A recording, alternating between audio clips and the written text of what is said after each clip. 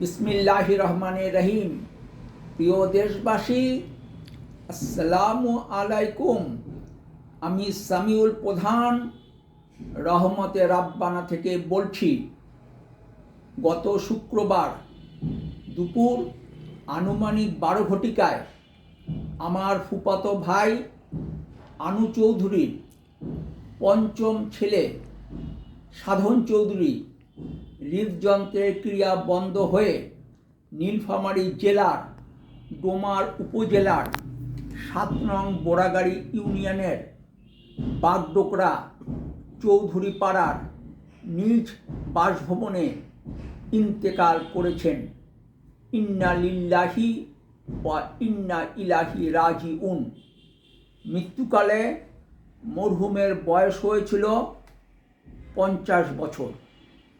মৃত্যুকালে সাধন চৌধুরী সহধর্মিণী ও 2 পুত্র সন্তান রেখে গেছেন।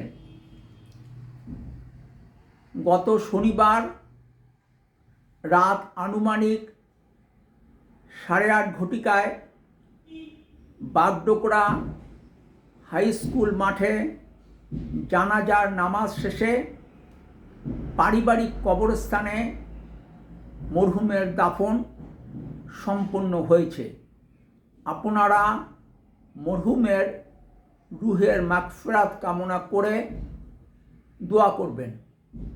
ভালো থাকবেন এবং সম্ভব হলে দেশ পরিচালনার নীতি ও পদ্ধতির পরিবর্তন নিয়ে কথা বলতে রাজনীতির আড্ডাখানা বলে পরিচিত রহমতে রাব্বানা ও রুম্মানে বেড়াতে আসবেন। ফি আমানিল্লাহ। আল্লাহ হাফেজ। বাংলাদেশ জিন্দাবাদ।